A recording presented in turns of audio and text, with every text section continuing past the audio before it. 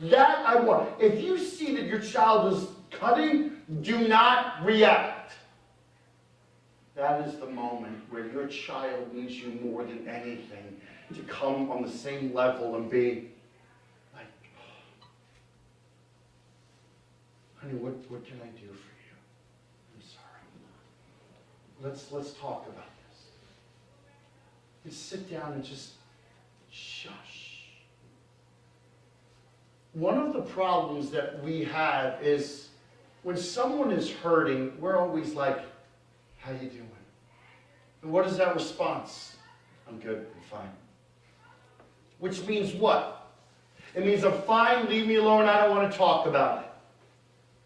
I have another question. How's your heart? How's your heart? I'll show you how that works. Watch this.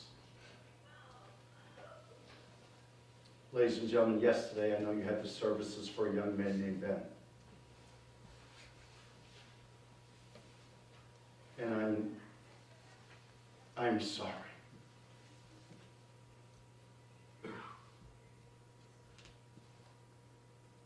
How's your heart? When you ask that question, it answers the do you care about me and can I trust you? And it becomes a question that is so much harder to avoid. And then if we can talk, we end up feeling better and we're all in this together.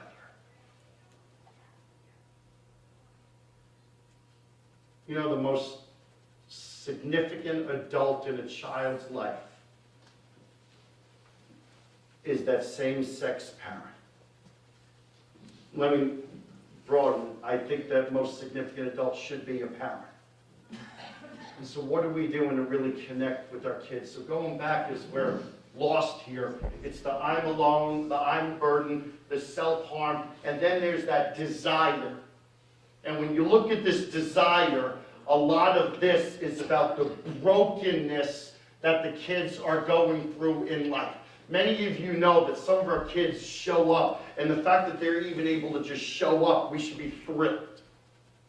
I don't think that they should be dealing again with those adult issues. Now, oh, thank you. Oh, okay. Let me get back to...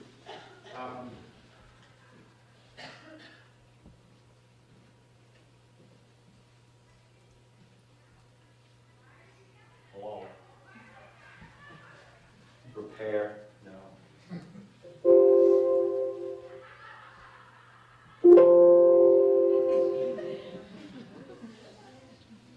It's nice that we have a $3 million facility here, but a $99 program.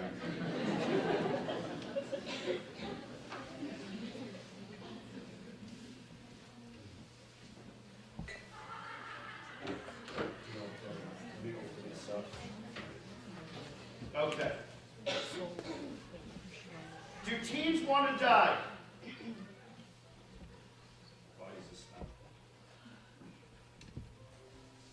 I don't think teens want to die. Here's what I think happens. Again, I don't think it's their fault. Our teens live in the here and the now. Think about this for a second.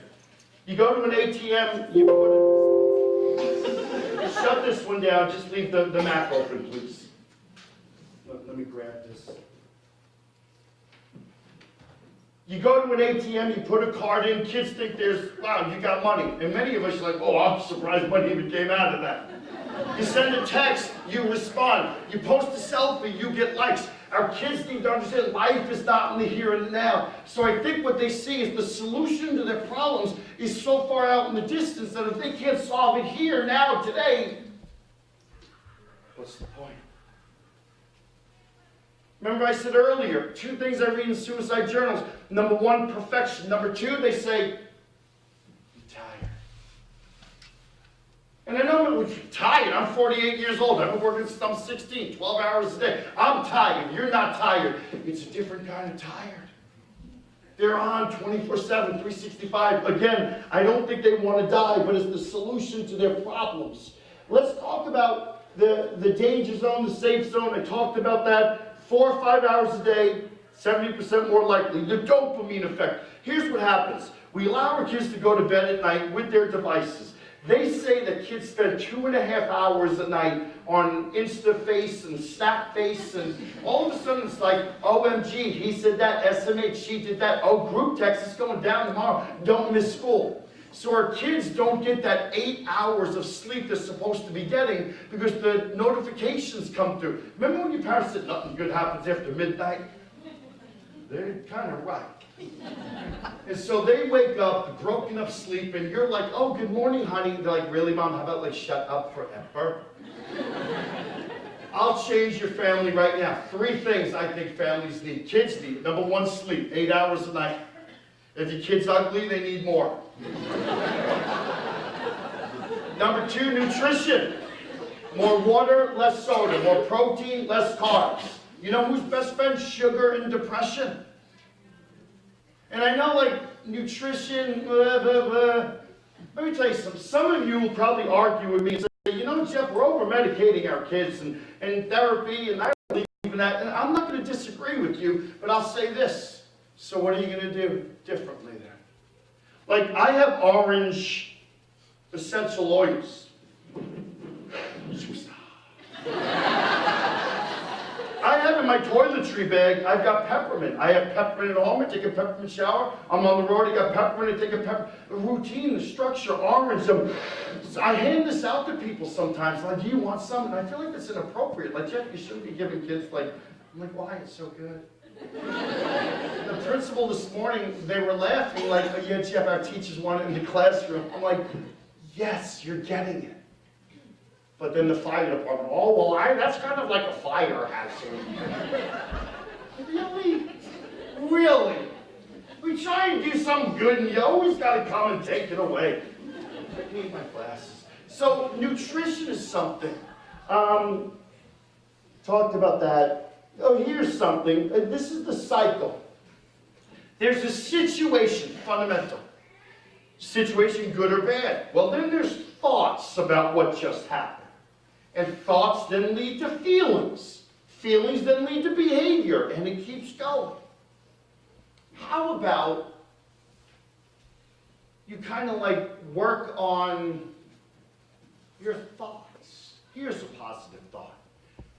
Positive thoughts, positive behavior, positive choices. Bad thoughts, bad behavior, bad choices. It's fundamental. Our kids come home, they isolate themselves. And so what does that lead to? It leads to sadness. Sadness, depression. I think we like easily go towards depression. Maybe you're not depressed, you're just sad. Why? Because you're spending so much time alone. The cycle doesn't stop. Nothing changes if nothing changes. So why don't parents do what they're supposed to do and be their parent, not their best friend? Parents are not parenting on the front end today. And I know we're busy, but it's not my fault. You had the kid. I need you to parent on the front end, not the back end. But you're parenting on the back end, making up on the front end when you should have been there, but you're not, so you happen to recover. They call this behavioral activation. Don't do this, do this. Here's what this is. Honey, what do you like to do? I meet kids all the time. I like sports. Oh yeah, what's your favorite sport? I like to play football. Oh man, good. You like on the team? No. Why? I don't know, like I'm not that good. I don't know if I'd make the team. Oh, so you suck. Why? It's okay. Your kid's not going to be a scholarship athlete. And like, whoa, everyone loves that. Your kid probably does suck. But now we go to the coach in the school who says, I pay taxes. My child has every right to play. Sorry. Get over it. So if you're not that good at football, then play soccer. Well, I might suck at soccer too. But research says that kids care more about being involved than they do winning and losing. What we need to do, number 1, sleep. Number 2, nutrition. Number 3, take the phone, let's put it down a little bit, let's get more involved. Because the more involved our kids are, life skills. coping skills, problem-solving skills, communication, agree to disagree. Remember when we were growing up, we didn't have phones, so what we do? We changed over, we played kick the can, we climbed the tree, we beat up the neighbor. Life was great. Now, I'm not advocating for beating up the neighbor, but so back to that cycle, one of the slides is, I like this. I'm not an artist, but I feel good when I color. Unicorns. Situation, thoughts, feelings, behavior. Lack of coping skills, lack of problem-solving skills. So then I kind of talked about, behavior, situation, blah, blah, blah. Here's the inactivity, I'm sad. Don't do this, do more of what you like. Get into a different cycle. And your kid might say, I don't like this. I don't want to drink water. Drink soda. I want to drink soda. No, shut up, drink water. No. Well then, dehydrate yourself. I don't care. Common concerns with today's youth: depression, anxiety, bipolar. We're diagnosing our kids today with ADHD, when in fact, we're finding out it's not ADHD, it's bipolar. Now, I don't know if there's any family physicians in the room, but I'm leaving anyway, so I don't care. I don't think that our family physicians should be diagnosing our children. I think it's irresponsible, and I think it's ignorant, and I think it's wrong. I'm not even sure I like diagnosing children. Let's diagnose or treat the symptom, not what we think is the illness. I think responsible behavior would be, let's take a look at this. I can help you in the here and the now, but I think what's important is let's find a mental health professional that you can go to because they're more qualified. And then you might say, Jeff, there's not a lot of resources here. I don't want to hear it because I hear that everywhere. And again, I'm going to say it's not your fault, but our responsibility. And so what are you going to do about it? Google. We live in the greatest time in the world where education is free. You can Google anything, including never mind. Common concerns with today's youth. You can mindfulness, meditation, anger distortions, anger management, self-harming behaviors, bullying. That's another thing. I want you to, and folks, the school's not telling me to say this. Well, they're concerned about what I said, but every school has a zero tolerance policy when it comes to bullying. There's cameras all over the place. But schools are very limited in what they can do. Now listen, I understand, but I think we are a lot of the problem. If my kid came to me, Dad, everyone's making fun of me. Honey, why? Hey, tell me I smell. Oh, honey, when was the last time you showered? Thursday. Well, you probably do smell. So take your butt upstairs, put soap and water on it, you probably won't smell. But I think you know what? No, I'm sorry you're being bullied. That is wrong, and regardless, nobody should. You ever think that, kids are mean?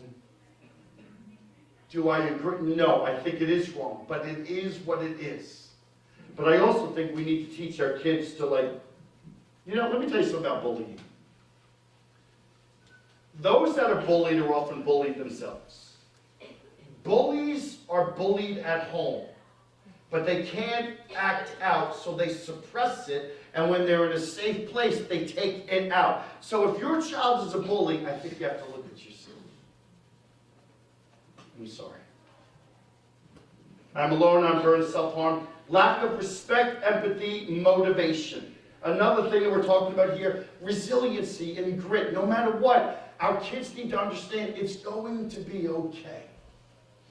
So, quickly, my parents kicked me out of the house on the night that I graduated from high school. I'm walking the streets of New York, chip on my shoulder, fixed mindset, not growth mindset. Had I had a growth mindset, I would have probably asked, you mean I can go to college and prove myself, improve my grades, and maybe walk on second semester and get a scholarship second year? You mean I could do that? But no, I'm not listening. My self-esteem plummeted, and I'm actually thinking, if I could just meet a girl and marry her, maybe she would take care of me. I'm 18 years old, walking the street, 19 years old, I meet a girl, marry her, I have a child. I'm a child having a child. Folks, I couldn't even babysit a cactus. And at 20 years old, I joined the Marine Corps. And our kids need to understand life happens like that. Attitude, behavior, choices. 20 years old, they sent me to the Gulf War. I'm there for 2 weeks. 3 o'clock in the morning one night, a roadside bomb, 2 Marines were killed. And then February 26, 1992, I walked in and one of my Marines were getting ready for formation, and he's sitting in his chair, and I looked at him, his eyes were, let's go, let's get out there, time to... And he looked at me and says, Corporal Alden, nobody cares about me. And I looked at him, I says, I care about you. He takes a 9mm and he slowly brings it up. As he looked at me in my eyes, I looked at him in his eyes. He said, maybe you're the only one.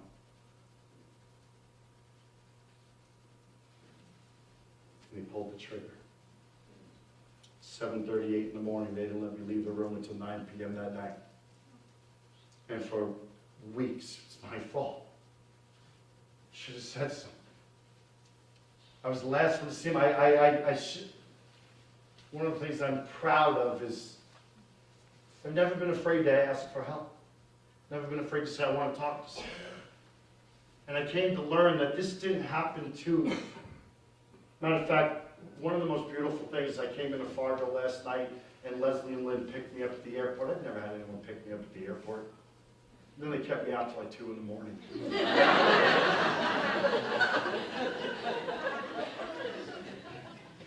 I was having such a great conversation with Lynn. We're out to lunch and we're talking about Justin.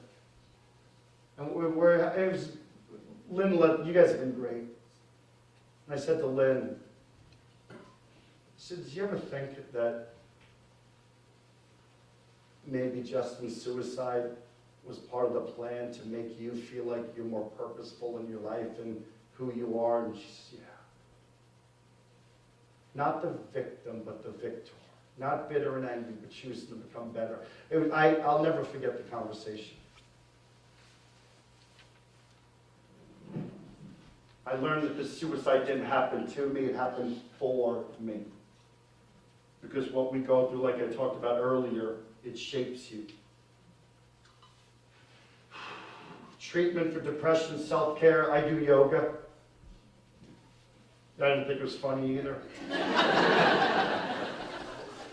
One of the things that we can do to help our kids set goals, I want them to feel, I want them to have control, I want them to be able to see themselves.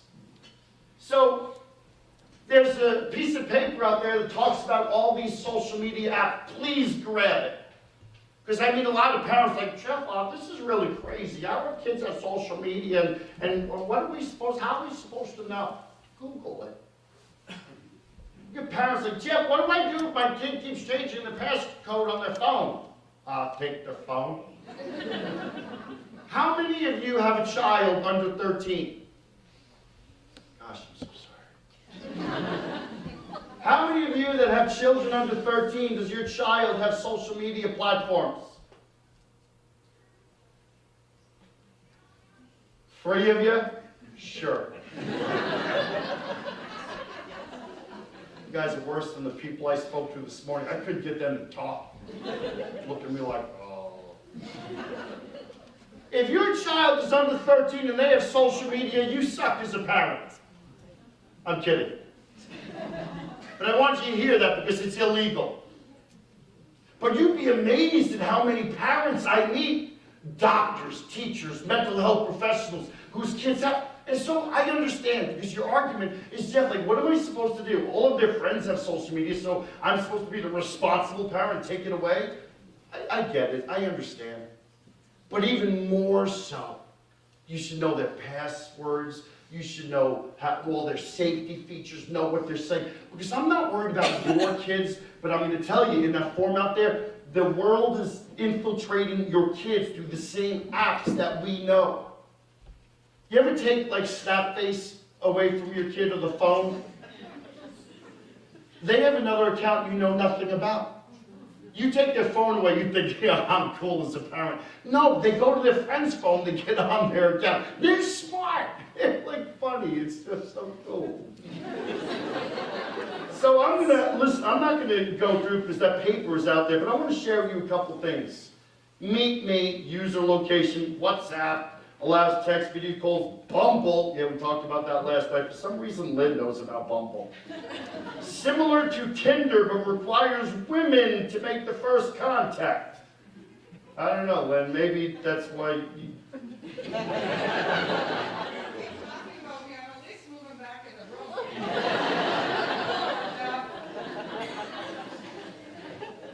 You guys know Live Me? Live Me, a live streaming app that uses geolocation to share videos. Listen, users can earn coins to pay minors for photos. I'm going to repeat that and make sure you heard it.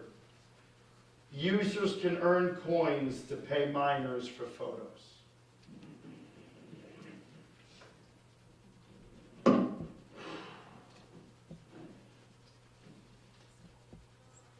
Remember when we were growing up, we used to trade baseball cards. You got Reggie Jackson, I got Thurman Munson. I'll trade you Thurman Munson, give me Reggie Jackson. Kids trade photos. And it's like they think nothing of it. They look at you like you're weird because you don't. Texas just passed a law. If you have child pornography on your phone under the age of 18, not only can your child be brought up as a level 3 sex offender, but so can the parents. Boom.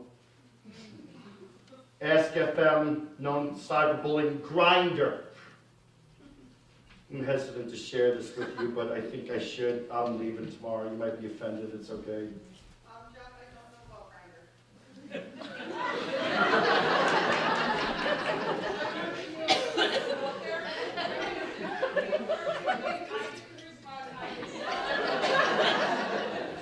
Lynn, that is funny. Now you're about to hear why. That was not planned, but that timing was beautiful because Grindr is a dating app geared towards the LGBTQ community based on user location. 3 weeks ago in the state of Connecticut, 8 men over 60 years old were caught in a rest area off 95 having relations where they met on Grindr. All this is like geolocation. This is, I need you to know this. TikTok, I haven't even gone to check. I don't even take voicemail anymore. I'm trying to get away from it because it's like too much, but TikTok, it's popular. It's been around a little bit. Limited privacy controlled, cyberbullying, explicit content, Snapface, originally invented for sexting. Holla! Self-proclaimed addicting video chat app lets users meet people in seconds. You know the calculator icon? I think that's cool because 5 out of 4 people have trouble with math. So ain't nobody gonna go and check out the calculator app. But if you click on the calculator app, many times under it, it's like another hidden page that has files and photos and videos, but you never check it because we don't like math. Scout, again, location-based dating app, Badoo, Kick, Whisper, Hot or Not. You need to familiarize yourself with these apps. And if your kid is changing their passcode, take the phone away. I talked about bullying, cyberbullying, teen depression today, chemical changes, also like the neurotransmitters are not connecting with the neurons. Here's the thing, how do you tell teen depression from everyday life? Liability-wise, here's what I'm supposed to say. If your child in a 2-week period has 4 or 5 of these symptoms without any break, your child might have depression. And so I can read all of these to you. Withdrawing from family and friends, losing interest in social extracurricular activities, lack of energy, they're tired, anxiety, irritability, anger, feeling sadness, significant weight fluctuations, sleep pattern changes, physical pains and aches, even though there's nothing wrong, and indifference about the future, afraid of being a burden, uncharacteristic pessimism, guilty feelings, lowering self-esteem, suicidal thoughts. Some of you are like, oh, Jeff, that's like my kid. So I'd rather you remember this, because our kids do not care about research, they don't care about statistics, they don't care about titles. If you as a parent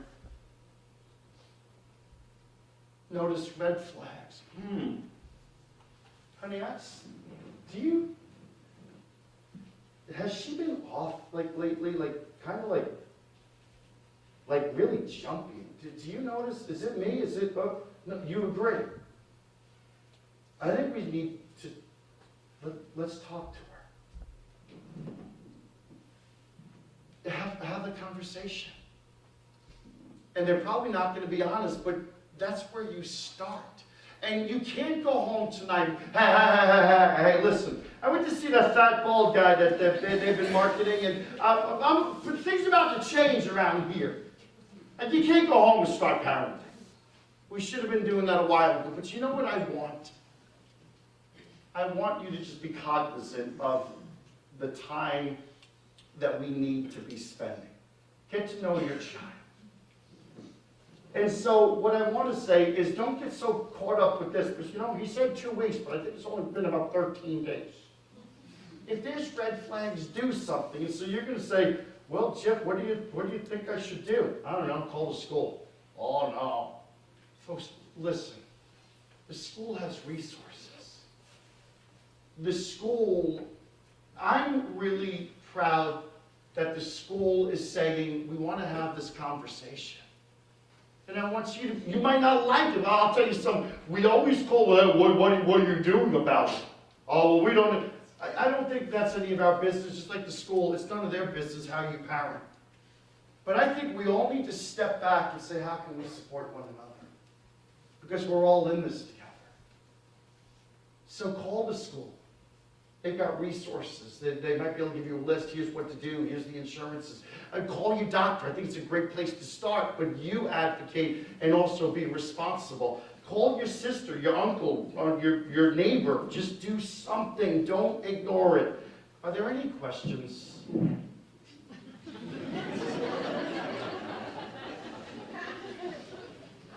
I'm sorry. Seriously, I know I'm not like, I'm sure it was like totally different than what you thought this. Think about it. You came out to talk about teen suicide and teen mental health. Not a conversation we'd like to have, but did you ever think that we can laugh and talk about it? We need to be comfortable talking about it. But seriously, I know some of you I know I've offended people, and I don't mean to. Ladies and gentlemen, I deal with this every day. And I know it's easy to come into a community, he was a little bit brash about it. I'm leaving Long Island, 5th and 6th grade, within 3 weeks, suicide. This year, I know 2 4th graders that ended their life in the school bathroom, one by a phone cord, the other by a rope. Ladies and gentlemen, I do not want to have a different conversation. I don't want to have a different conversation. This is serious. I don't want to joke about it. I hear all the time, Jeff, there was nothing, no signs. I know. Our kids are hurting. They have everything they need.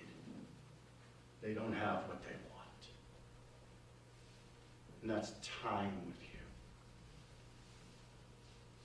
And young people, you are way more important than your teachers and your counselors.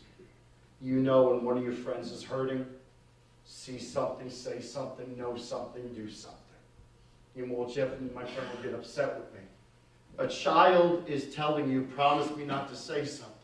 Don't tell anybody, because here's why. They don't know how to reach out. And so they're asking you, because they're asking for help, they just don't know how to do it. And as a friend, you have the responsibility to think for them because they're not thinking for themselves. And so you go to someone, and they don't even have to use your name, but you have just probably saved the life of a child. And I had this question the other night, well, Jeff, if my daughter came to me, because one of their friends, at what point does my daughter come to me that I say something to the child's mother? I said, well, let me ask you, what do you think? She said, well, I think immediately, but then this girl's gonna hate my daughter. You're the adult, you know better. Let the girl hate your daughter, but in the end, she's gonna thank your daughter, but you have a responsibility. It's hard being a parent today. It's hard being a child today. It's hard being a teacher. Folks, it takes a village. And I'll tell you something, when you walk away tonight, just stop for a second and think, in our small community, like some 200 people came out, and I didn't even talk to kids. This is pretty amazing that the conversation is happening. And so I thank you so much. Are there any questions? I know some people might want to talk after. Oh, Jeff, I didn't feel comfortable talking about people. Is there, I'm going to stick around, you can go, but I know we're not going to get to everybody. Anybody have it? Yes, sir. Yeah, I got a question. I've got a friend who has a child, he was abused as a child, and he didn't know his parents, or he didn't know what parents, and he just really struggled, and there was no one there for him to, or like, he did not receive the support that he needed through suicidal. Now he's an adult, and he's really struggling with these mental health issues, and he's fighting as best as he can. Have you got any hope for that individual?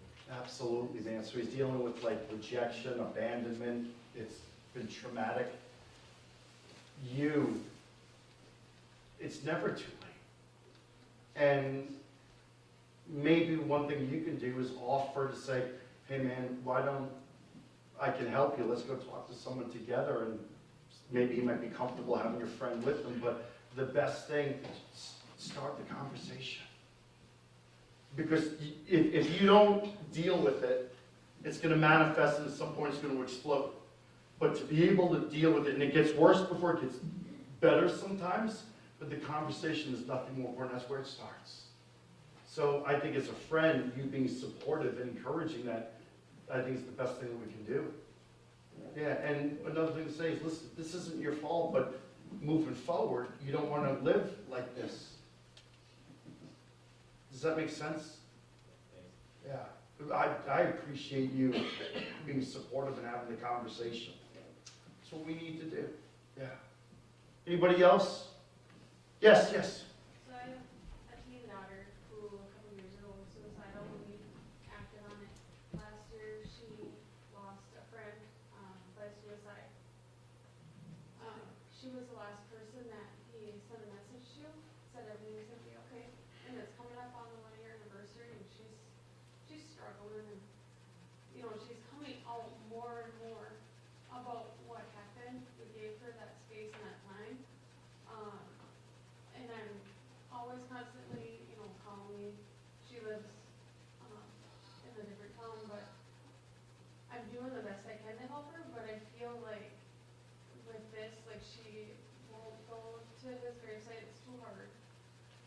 She's starting to blame herself again, because they had just reconnected in the month of December last year, and he took his life in the middle of January. So she's really struggling right now, and I can tell that it's really starting to wear on her, and, you know, she gets therapy, she has our support, but I just. She is in therapy? Yeah. Good. Yep. So the question was, she has a daughter who was suicidal herself, was showing suicidal ideation, and then she connected with a friend, and the friend ended up taking his life or coming up with a 1-year anniversary. And this is a really hard time. A couple things I'm thinking. Number one, she's in therapy. This is good. Is she being honest in therapy? Very much so. Okay, that is amazing. Does she like the therapist? Yes. Good, okay. The other thing is, is there self-medication involved She's on medication. by a mental health professional? Is there other self-medication, vaping, juuling? Okay, are you sure? She's very honest with it. Awesome, she's honest, great. I don't want you or anybody to tell a child that they need to get over it. We go through the process of grieving on our terms, and it's like she's going in a cycle and not getting to acceptance, and she's starting to blame herself, especially on the 1-year anniversary. This is a time, I don't want you to be hyper vigilant and her feel like you're not giving her any space. You're trusting her, she's honest. Here's a question we can start asking. How's your heart? I know this is coming upon a tough time, but I'd love to listen to your heart if you want to share. Maybe up the therapy and kind of ask, how did it go? Don't say anything. Does she know? I'm sure she knows about this process of grieving. Let her go through it. Don't try and fix it. By what you're telling me, I think she's going to be okay. Is she taking the medication? Okay, every day.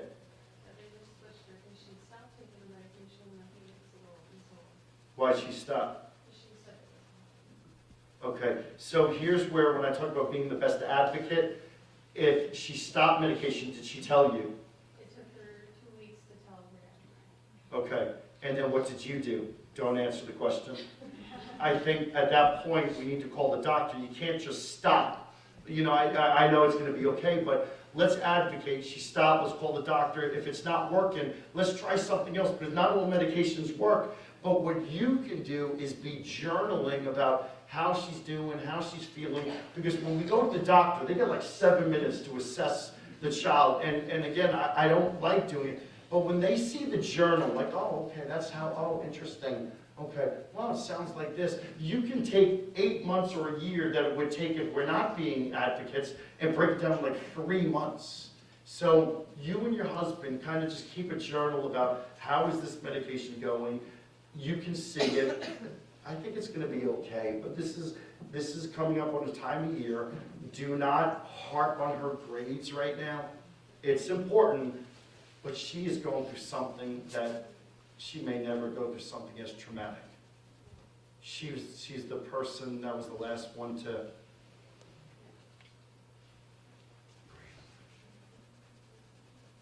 breathe. I'm sorry. And anybody else? Yes. I'm studying to be a possible mental health professional. Thank you. I love you so much. Hang on just a second, so everybody can hear. She's studying to be a mental health professional. Yes, I'm studying to be a mental health professional. Do you have any tips for me going into the future? Absolutely. What are they? Number one, I want to say thank you. We only have 3,500 plus or minus psychiatrists in the country. We need more. But I will tell you this. You can be compassionate and empathize with people. Don't carry the darkness. Because that's secondhand trauma. Yeah. But I'll tell you, and remember this, all we do is plant seeds.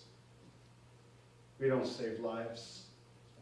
We might plant seeds, but they got to do the work and encourage them to do the work. And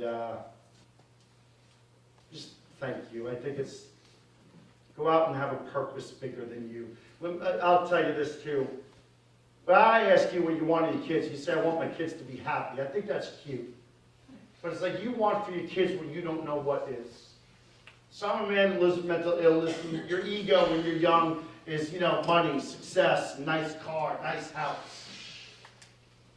I measure my success and happiness on 3 questions. Number 1, is my life meaningful? Number 2, is my life fulfilling? Number 3, is my life rewarding? So when I lay my head in the pillow at night, I'll think about my day. Meaningful, fulfilling, rewarding. Yes, yes, yes. Not everybody's going to like you. Clearly, I wasn't very liked by some people today. But you know what? At the end of the day, you got to like yourself. So my challenge to you as a parent, personally, professionally, if you can't say yes to those 3 questions, then I ask you this, what are you going to do about it? What change do you need to make? And do you have the courage? And now what about that message? Do you start to share with your kids? Here's what your kids say. So you mean like, I got to go to school and do good, and then go to college and do good, and then try and get a job that I can barely get, but I don't even want to study this. Now I got $200,000 in debt, and I can't even get a job that can pay my debt. And so like, what's the point? And so we're like, the expectation, go to college, go to college, go to college. Why? Listen, I'm pro-education. But some of our kids, I'll tell you, in the next 10 years, your kids will be working in jobs that don't even exist yet. And then the trade industry. In 4 years, plumbers are going to be making $150,000 a year. Electricians. They go, listen, we live in West Fargo. We're an up-and-coming community. My kid's too good for that. No, your kid probably isn't. I want your kid to chase something that they want to do. I want them to want to wake up and work every day and feel good about it. Not chase money. And then the problem is they have to pass the drug test. Listen, what does your child want to do? Not what you want your child to do. What do they want to do? And are you supporting that? Because if they feel that you're not supporting it, now they feel like they're a disappointment to you. We don't want our kids to feel that way. So, listen, this whole conversation tonight, I really wanted to talk about, the family, togetherness, support. But I think the family is this whole community. And let's come off our high horse thinking, no, it's, you know what? Lose your ego, open your heart. Takes a village. Show up at the games, support the kids. When you see kids out in town, you might know them, say hello, stop and talk to them. Hey, how's school going? Nice to see you. You look great. Glad you don't say that, that's a lawsuit. But really just be present in the community. Be present with one another. So I'm going to stop. Anything else? To the kids that came out tonight, thank you. I think it's amazing. To all of you that came out, dads, I just think it's amazing. So I wish you guys the absolute best. I love you. If I can ever do anything, my website, jeffyalden.com. I'm on social media. Let me know how I can help you. I come to North Dakota quite a bit. I speak out in Stanley. If I can serve you in any way, you let me know. Thank you, thank you, thank you. Thanks for coming out tonight, you know, folks.